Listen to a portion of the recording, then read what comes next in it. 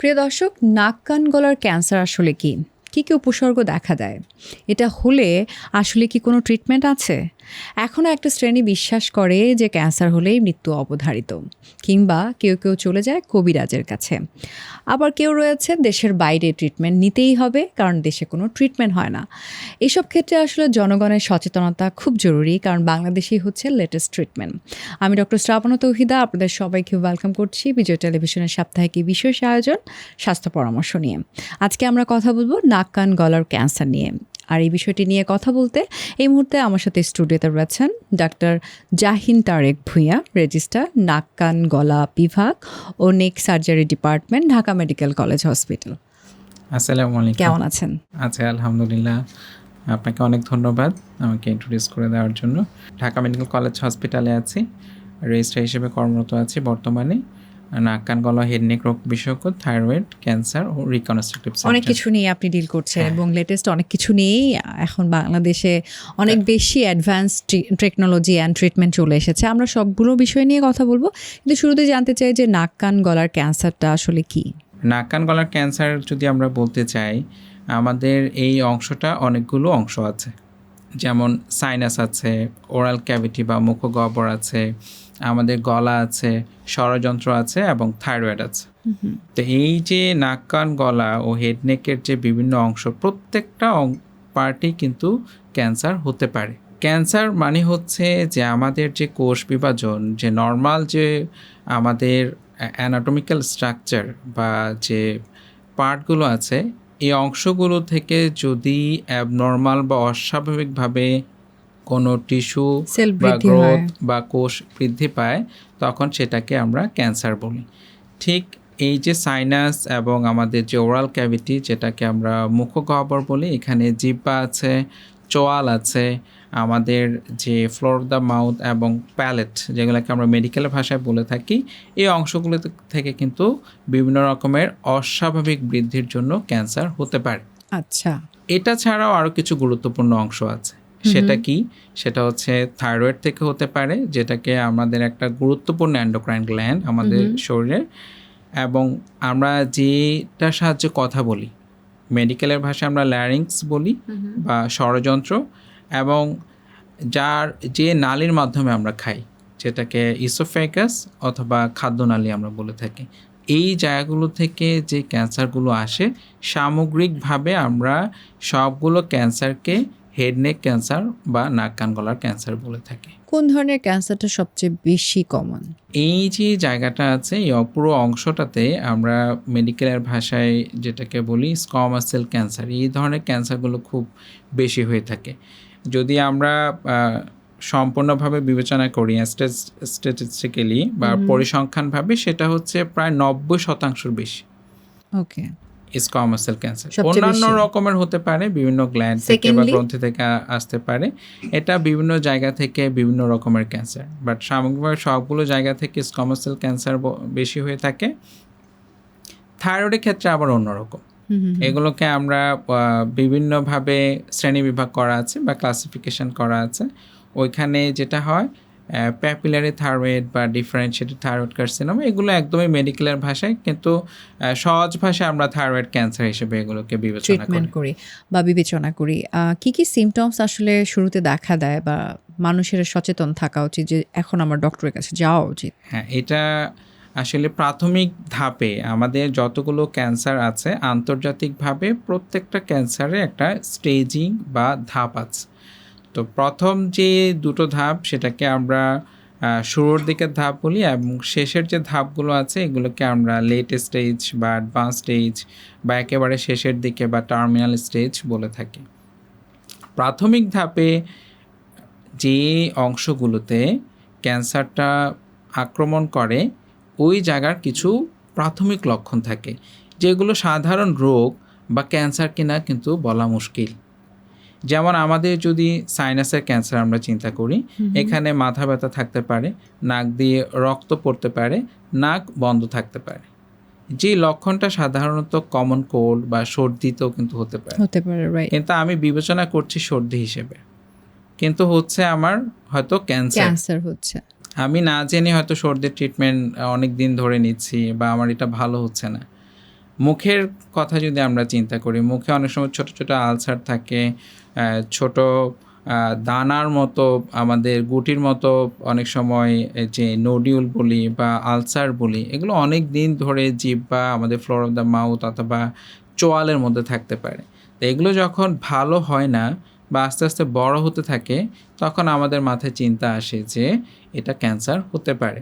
ওকে। এবং অন্যান্য যে অংশগুলো আছে, আমরা যদি চিন্তা করি থাইরয়েডে কী হতে পারে, থাইরয়েডে সাধারণত একটু গলার মধ্যে ফোলা থাকতে পারে, এবং যেসব রোগীদের ক্ষেত্রে ক্যান্সার এটা দ্রুত বড় হয়ে থাকে। ওকে।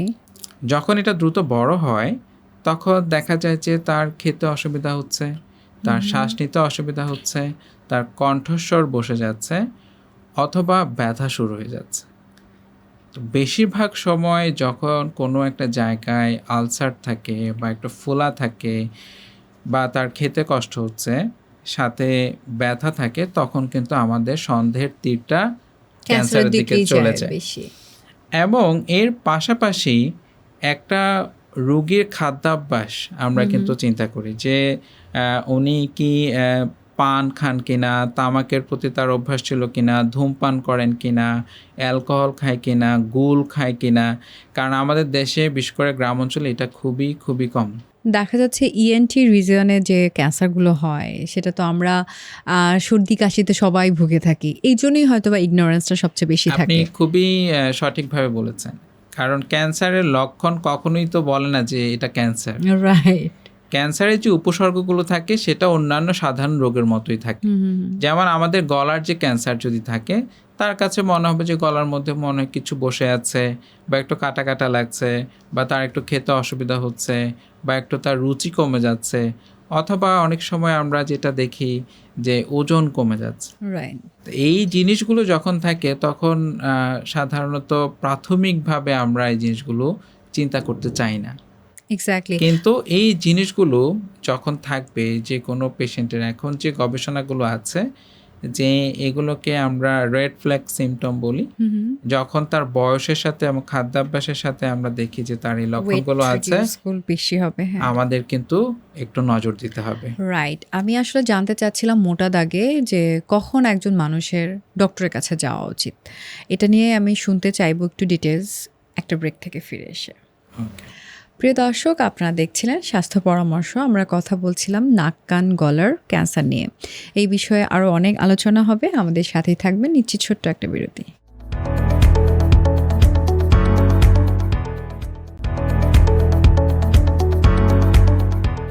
প্রিয় দর্শক, বিরতির পরে আরও একবার সবাইকে স্বাগত জানাচ্ছি বিজয় টেলিভিশনের পর্দায়। আমি ডক্টর শ্রাবণ তৌহিদা আছি স্বাস্থ্য পরামর্শ নিয়ে।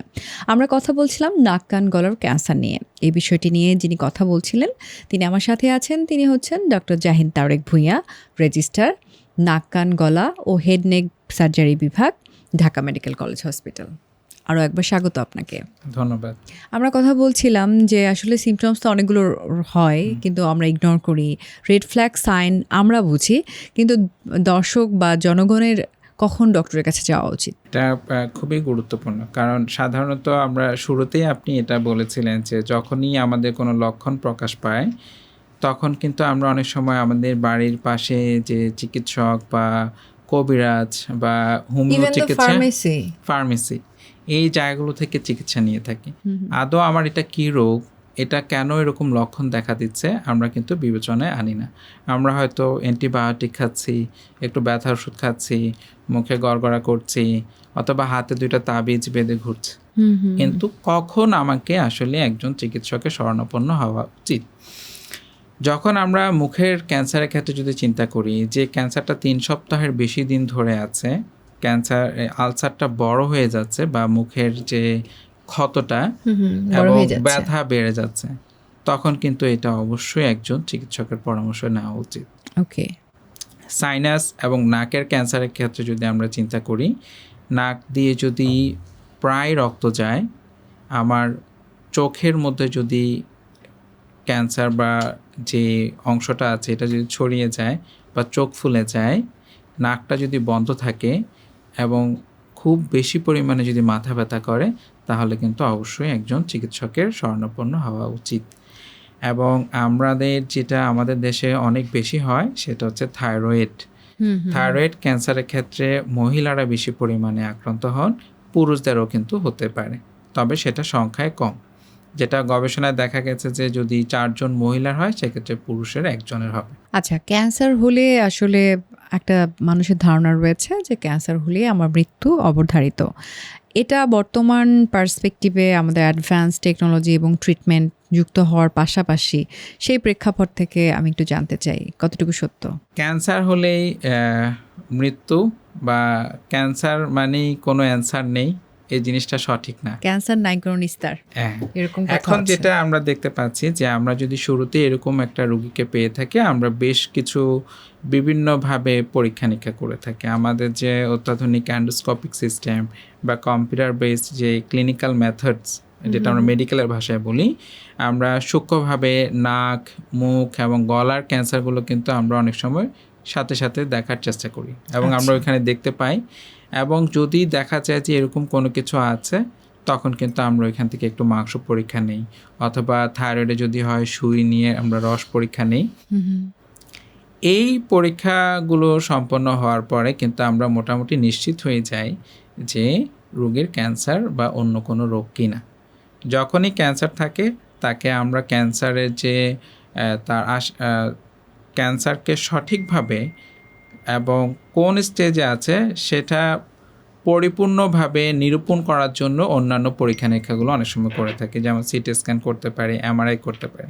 এবং সবচেয়ে ভালো এবং আশার বাণী হচ্ছে আমাদের দেশে কিন্তু প্রায় এখন অনেকগুলো জেলা এবং যেগুলো টারশিয়ারি কেয়ার হসপিটাল আছে, প্রত্যেকটা হসপিটালেই কিন্তু এই সুবিধাগুলো আছে, যে মাংস পরীক্ষা করা, রস পরীক্ষাগুলো করা এবং হচ্ছে সিটি স্ক্যান এবং এমআরআই করা। আমরা যে বর্তমান ক্যান্সার হলেই যে মৃত্যু নয়, ক্যান্সার হলেই ভালো হওয়ার সুযোগ সম্ভাবনা অনেক অনেক বেশি। বর্তমান সময়ে যে চিকিৎসাগুলো আমাদের দিয়ে থাকি, আমরা বলি যে প্রাথমিক ধাপে যদি রোগীরা আসেন তাহলে ওনাদের চিকিৎসার খরচ এবং চিকিৎসার সময় এবং ব্যয় সব কিছু অনেক কমে যায়। আচ্ছা। এবং রোগীর ভালো হওয়ার সম্ভাবনা প্রায় 80%। বাহ। কিন্তু দুঃখের বিষয় হচ্ছে এই প্রাথমিক ধাপে রোগীরা চিকিৎসা নিচ্ছে হয়তো বা কবিরাজ অথবা হোমিও অথবা ফার্মেসি অথবা নিজ দায়িত্বে কোনো অ্যান্টিবায়োটিক খাওয়া, যেই সময়টাতে ওনার ভালো হওয়ার সম্ভাবনা বেশি হয়ে যাচ্ছিল, সেই সময়টা কিন্তু নষ্ট হয়ে যাচ্ছে। এক্ষেত্রে আসলে কী বা করার আছে, মানে সচেতনতা ছাড়া? সচেতনতা অনেক কিছু করার আছে, কারণ আমাদের অনেক সময় আমরা যখন রোগীদেরকে জিজ্ঞেস করি যে আপনি এতদিন কি করেছেন বা এতদিন কেন আসেন নাই, উনি বলে যে আমি তো চিকিৎসা নিয়েছি। আমরা তো চিকিৎসা নেই। কি চিকিৎসা? দেখা যায় যে উনি ব্যাগ করে কিছু ওষুধ, কবিরাজ, হোমিও, কিন্তু যেটা আসলে চিকিৎসা না। এবং আরও যেটা দুঃখজনক বিষয় সেটা হচ্ছে যে ক্যান্সারের জায়গায় অ্যাসিড ঢেলে দেওয়া। রাইট, ইএনটিতে এটা সবচেয়ে বেশি হয়। হ্যাঁ, এটা হচ্ছে কি একটা রোগীকে নর্মাল জায়গায় যদি আমরা অ্যাসিড ঢালি, ওই জায়গাটা সম্পূর্ণরূপে পড়ে যায় এবং ওইটা কিন্তু কোনোভাবেই আর ঠিক করা যায় না। এখন আপনি ক্যান্সারের জায়গায় যখন সেই অ্যাসিড ঢেলে দিচ্ছে, ক্যান্সারের আশেপাশে অন্যান্য পুরো জায়গাটা কিন্তু সম্পূর্ণ পড়ে যাচ্ছে, নষ্ট হয়ে যাচ্ছে। তাতে কিন্তু ক্যান্সারের ট্রিটমেন্ট কিছুই হচ্ছে না, কারণ ক্যান্সার তো আরো বেশি পরিমাণে ছড়াচ্ছে, পেশেন্টের ভোগান্তি বেড়ে যাচ্ছে। আমি যে জায়গাটা সুন্দর করে অপারেশন করতে পারতাম, সেই জায়গাটা দেখা যায় যে আর অপারেশনের মতো যোগ্য জায়গা থাকছে না। এই জায়গাটা হচ্ছে আমাদের আসলে আমরা চাচ্ছি একটা সচেতনতা তৈরি করতে, যেহেতু আমাদের একটা জনবহুল দেশ, আমরা অনেক লোককে একসাথে কিন্তু কানেক্টেড করার সুযোগ আমাদের বেশি, যেহেতু আমাদের দেশে ভলিউমটা কম। কিন্তু আমাদের দেশে এখন যে মিডিয়া যারা কাজ করছে, যারা অনলাইন ইয়েতে কাজ করছে, সোশ্যাল মিডিয়ায় কাজ করছে, সো এটা কানেক্টেড হওয়ার সুযোগ কিন্তু অনেক বেশি, প্রচারণা করার সুযোগ অনেক বেশি, কিন্তু নিয়মটা মানার প্রবণতাটা হচ্ছে আমাদেরকে বাড়াতে হবে। Exactly.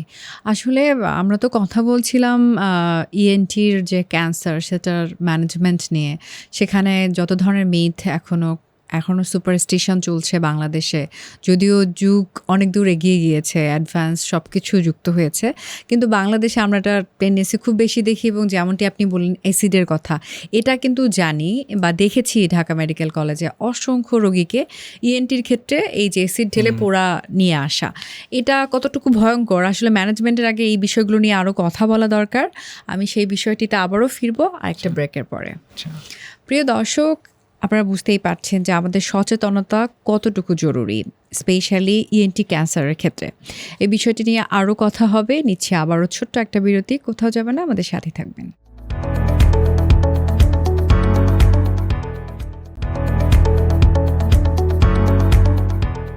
Once again, welcome back. This is me, Dr. Shravana Tauhida, and you are watching Bijoy Television. স্বাস্থ্য পরামর্শ নিয়ে আবারও হাজির হয়েছি। আমার সাথে আছেন doctor Jahin Tarique Bhuiyan, registrar ENT ও হেড নেক সার্জারি বিভাগ, ঢাকা মেডিকেল কলেজ হসপিটাল। আরও একবার স্বাগত আপনাকে। আমরা কথা বলছিলাম ইএনটির যে ক্যান্সার, সেটা আসলে ট্রিটমেন্ট বা ম্যানেজমেন্ট নিয়ে।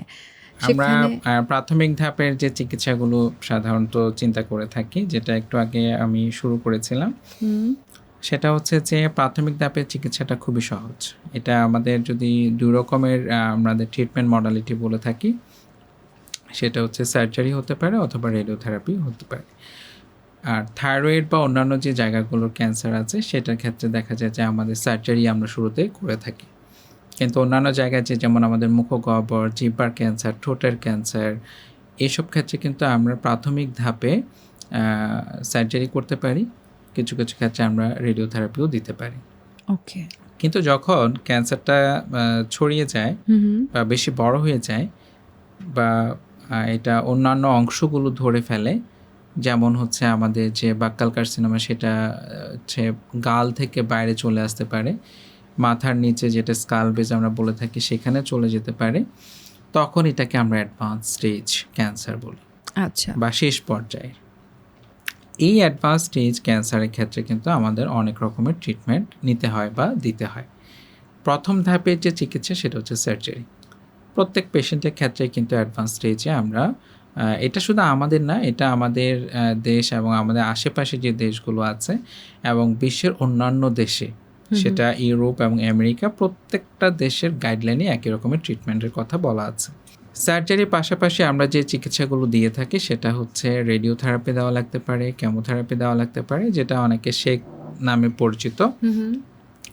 এবং এই অপারেশনের পরেই যে রোগীর চিকিৎসা শেষ হয়ে গেল তা না, তার সব কিছু ট্রিটমেন্ট কমপ্লিট করার পরে দেখা যায় যে আমরা পেশেন্টকে তার স্বাভাবিক জীবনযাপন করার জন্য যে রিহ্যাবিলিটেশন প্রসেস বা পুনর্বাসন প্রক্রিয়া, এটা আমরা তাকে ইনভলভ করে। আচ্ছা। সেটা হচ্ছে অনেকগুলো ধাপে করতে হয়, যেমন তার কথা বলা, তার হচ্ছে খেতে পারা, এবং তার যে ডেইলি অ্যাক্টিভিটিস, দৈনন্দিন জীবনে নিজের কাজগুলো নিজে করতে পারা।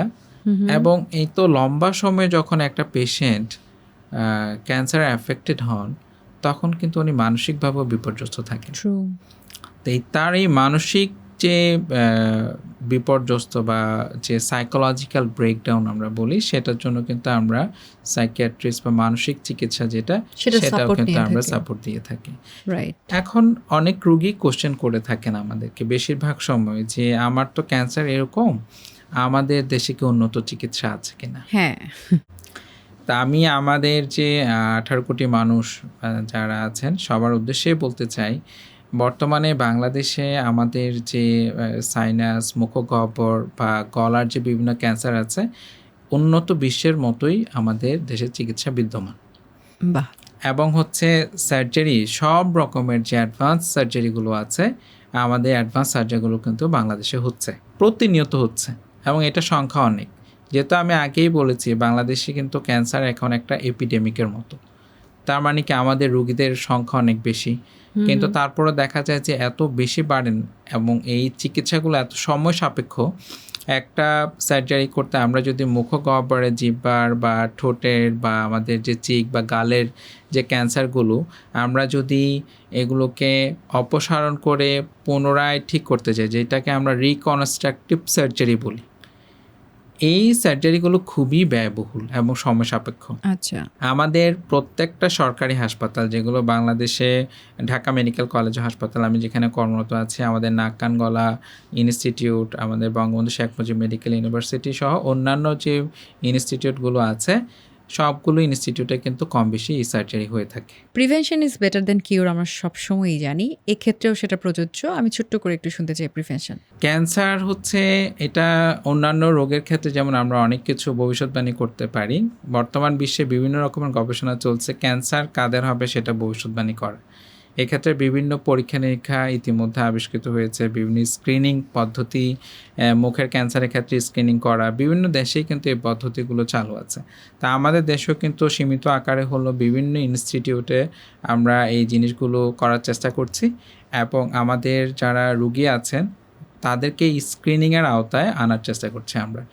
এটার এই জনসচেতনতা তৈরি এবং এই যে স্ক্রিনিং, যেটা প্রাথমিকভাবে ক্যান্সার নির্ণয়ের জন্য আমাদের কিন্তু বিভিন্ন দিবস পালন করা হয় বাংলাদেশে, যেমন thyroid awareness day, head neck cancer day, যেটা হচ্ছে সামনেই হয়তো আসবে।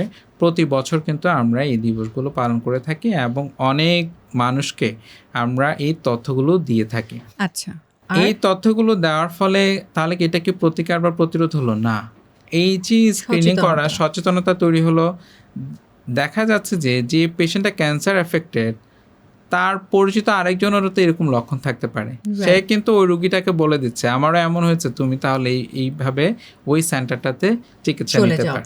আর না হয় যেন সেটার জন্য কি করতে হবে? এখন না হয় যেন সেটার কারণগুলো যদি আমরা দেখি, তাহলে আমাদেরকে তামাক বর্জন করতে হবে, গোল, জর্দা এগুলো পরিহার করতে হবে। সব এগুলোকে অনেকে খুব কঠিন কাজ মনে করেন, এগুলোকে খাওয়া একটা ভালো অভ্যাস মনে করেন, কিন্তু এটা মোটেই ভালো অভ্যাস না। এবং অনেকে মনে করেন আমি তো অনেক দিন ধরে খাচ্ছি, কেন আমার তো ক্যান্সার হচ্ছে না। সবার হবে না, কিন্তু যার হবে সেটা তার জন্য কিন্তু আমরা কি বলি 100%। এবং এটা একদিন খেলে কিন্তু পান জর্দা খেলে হবে না, দেখা যাচ্ছে এটা লম্বা সময় ধরে পান জর্দা খেলে ক্যান্সারটা হচ্ছে। আমাদের দেশে যেটা সবচেয়ে কমন, আমরা প্রায় আমাদের যে পাবলিক প্লেস সব জায়গায় দেখতে পারি, সেটা হচ্ছে ধূমপান। এই ধূমপান হচ্ছে আমাদের ঠোঁট থেকে শুরু করে পাকস্থলী পর্যন্ত করে না এমন কোনো ক্যান্সার। তাহলে ধূমপানটা অবশ্যই আমাদেরকে পরিহার করতে হবে। এবং তার পাশাপাশি হচ্ছে অ্যালকোহল, যেটা অ্যালকোহল বা এরকম পানীয়, সেটা আমাদেরকে অবশ্যই পরিহার করতে হবে। আমাদের খাদ্যাভ্যাস, যেটা ফাইবার জাতীয় খাবার, এগুলো বেশি বেশি করে খেতে হবে। আমাদের ফলমূল খাওয়া, পুষ্টিকর খাবার খাওয়া, বেশি বেশি পরিমাণে পানি খাওয়া, এই জিনিসগুলো খুবই খুবই গুরুত্বপূর্ণ। এবং হচ্ছে আমাদের মুখ পরিষ্কার রাখা। আচ্ছা, কারণ আমাদের যে ওরাল ক্যাভিটি বা মুখগহ্বরের ক্যান্সার, এটা খুবই কমন। এই জিনিসগুলো, ছোট ছোট নিয়মগুলো যদি আমরা দীর্ঘমেয়াদী অল্প সময় ধরে অল্প অল্প করে অভ্যাস করি, তাহলে দেখা যাচ্ছে যে আমাদের একটা, আমি ক্যান্সারকে বলবো যে একটা ফ্যামিলির জন্য একটা বড় বার্ডেন, সেই বিপর্যয় থেকে কিন্তু আমরা রক্ষা পেতে পারি। আমাদের যে একটা এপিডেমিক আমরা চিন্তা করছি, কোভিডের পাশাপাশি ক্যান্সার, সেই বিপর্যয় থেকে কিন্তু আমরা রক্ষা পেতে পারি। অবশ্যই, থ্যাংক ইউ সো মাচ। খুব সুন্দর করে আপনি বলেছেন, এবং হোপফুলি দর্শকরা অনেক বেশি সচেতন হবে আমাদের আজকের এই কথাগুলো শুনবার পর। আপনাকে অনেক ধন্যবাদ সবাইকে। আসসালামু আলাইকুম রহমতুল্লাহ। প্রিয় দর্শক, এতক্ষণের এই আলোচনা থেকে নিশ্চয়ই আপনারা বুঝতে পারছেন আসলে হেলদি লাইফস্টাইলের কোনো বিকল্প নেই, সেটা সব ক্ষেত্রেই। আর ইএনটির ক্যান্সারের ক্ষেত্রে অবশ্যই সচেতনতা খুব বেশি জরুরি, এবং নিজেকে, নিজের পরিবারকে এবং চারপাশকে যদি আমরা ক্যান্সার মুক্ত রাখতে চাই, সবাইকে সচেতন হতে হবে, এগিয়ে আসতে হবে। আপনারা অনেক অনেক ভালো থাকুন। আজকের মতো আমি ডক্টর শ্রাবণ তৌহিদা বিদায় নিচ্ছি। আরও ইম্পর্টেন্ট টপিক নিয়ে ফিরে আসবো নেক্সট এপিসোডে। আজকের মতো আল্লাহ হাফেজ।